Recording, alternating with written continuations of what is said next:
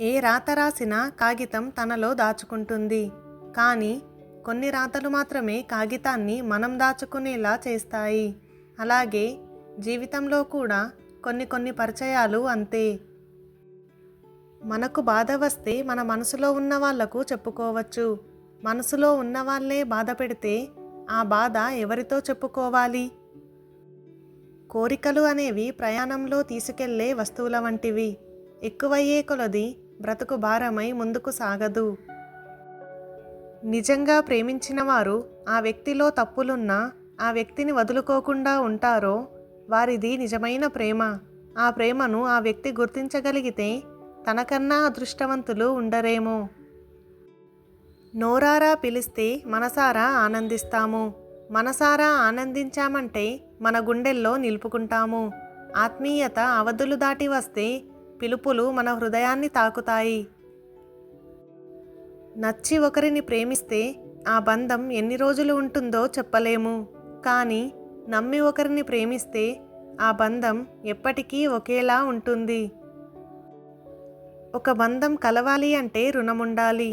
ఆ బంధం జీవితాంతం నీతోనే ఉండాలి అంటే అర్థం చేసుకునే గుణముండాలి. విషం, వేషం రెండూ ఒక్కటే. ఎందుకంటే విషం మనిషిని చంపుతుంది, వేషం మనసులు చంపుతుంది.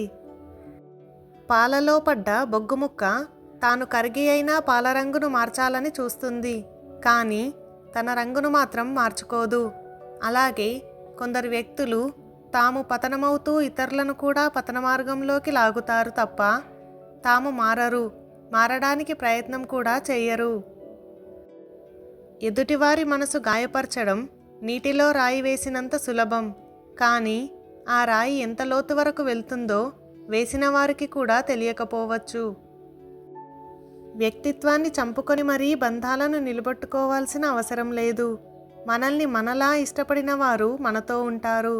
నచ్చని వాళ్ళు ఎప్పటికైనా వెళ్ళిపోతారు. తప్పుడు మనుషులు, చెడ్డ వ్యక్తులతో స్నేహం చేసి వారితో తిరిగే కన్నా ఒంటరిగా ఇంట్లో కూర్చోవడమే మేలు. ఎవరిని గుడ్డిగా నమ్మకు. ఎండాకాలంలో నిన్ను రక్షించిన నీ చెప్పులే వానాకాలంలో నీ మీద బురద చల్లుతాయి. గత జన్మలో మనకు మన కర్మకు సంబంధం ఉన్న వాళ్ళే ఈ జన్మలో పరిచయమవుతారు. అందుకే ఎన్నో కోట్ల మంది ఉన్న ఈ భూమి మీద కేవలం కొద్దిమంది మాత్రమే మన జీవితంలోకి వస్తారు. పని అయిపోగానే వెళ్ళిపోతారు. ప్రతి పరిచయం వెనుక మన మనస్సుకి, మేధస్సుకి కూడా అంతుచిక్కని పరమార్థం ఉంటుంది. ప్రతి క్షణం నీకు ఛాలెంజ్ విసిరేవాళ్ళు, గుణపాఠాలు నేర్పేవారు నీ చుట్టూ ఉండేలా చూసుకో. అప్పుడే నిన్ను నువ్వు నిరూపించుకోగలవు. నీళ్లు ప్రశాంతంగా ఉన్నంత మాత్రాన మొసళ్ళు లేవని అనుకోకండి. ఒక్కసారి జీవితంలో తీసుకున్న చిన్న నిర్ణయం ఒక పెద్ద మార్పుకు కారణమవుతుంది. జ్ఞానం ఒక తోట లాంటిది. దాన్ని మీరు సాగు చేయకపోతే మీరు దానిని పండించలేరు. ఈర్ష్య అధికంగా కలవాడు, తన మీద తాను జాలిపడేవాడు, ఎంత చేసినా తృప్తి లేనివాడు, అధికంగా కోపం ఉన్నవాడు, అన్నింటినీ అనుమానించేవాడు, అన్నింటికీ ఇతరుల మీద ఆధారపడేవారు, ఈ ఆరుగురు ఎప్పుడూ దుఃఖంలో ఉంటారు. కింద ఉన్నప్పుడు ఆదుకోవడానికి, కింద పడినప్పుడు అందుకోవడానికి నీకంటూ ఎవరూ లేకపోవడమే నిజమైన ఒంటరితనం. మన మనసు చాలా విచిత్రమైనది. మర్చిపోవాలనుకున్నది పదిలంగా దాస్తుంది, గుర్తుపెట్టుకోవాలి అనుకున్నది మరిపించేస్తుంది.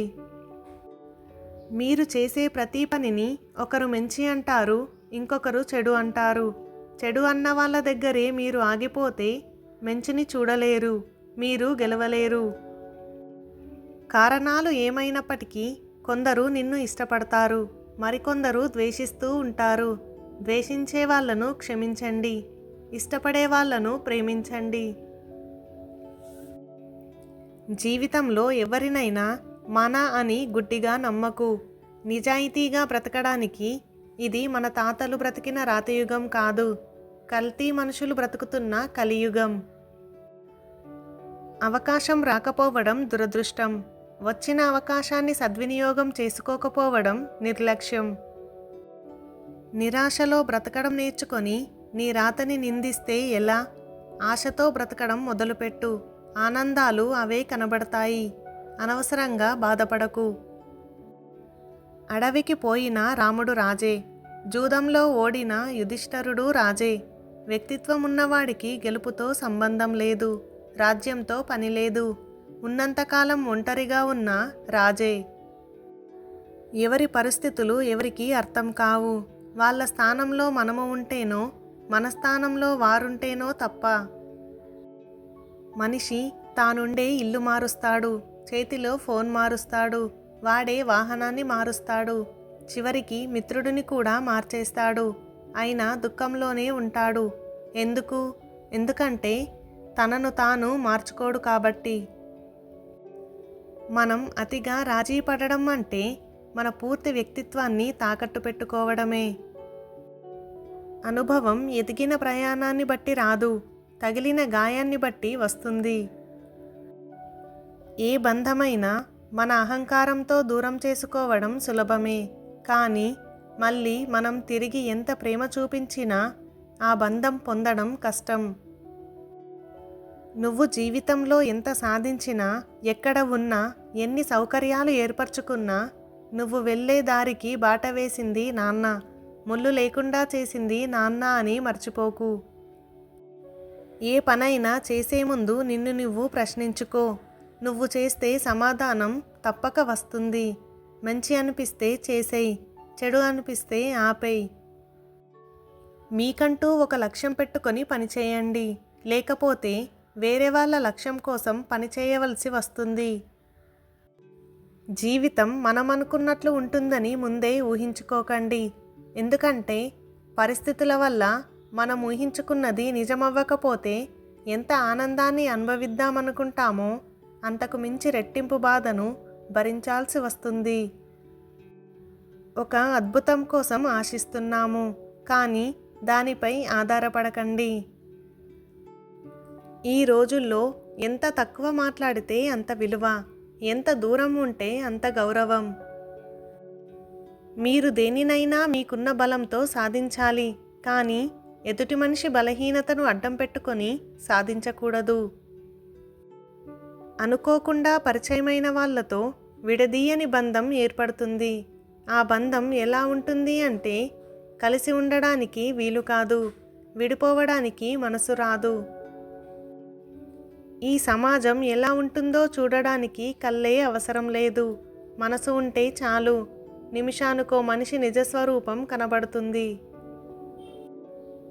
తనపైన తనకు నమ్మకం లేని మగవాడితో ఏ ఆడది శృంగారం కోరుకోదు. లక్షలు ఉన్నవాళ్ళ కోసం కాదు, లక్షణాలు ఉన్నవాళ్ళ కోసం వెంటపడండి. లక్షలు పోతే సంపాదించుకోవచ్చు, కానీ లక్షణాలు ఉన్నవాళ్ళను కోల్పోతే తిరిగి సంపాదించుకోలేము. మీరు తప్పక చెప్పిన అబద్ధం ఎన్నటికీ పరిష్కారం కాదు. మీరు దాచిన నిజం ఎప్పటికీ ప్రశాంతతను ఇవ్వదు. గుర్తుంచుకో మిత్రమా.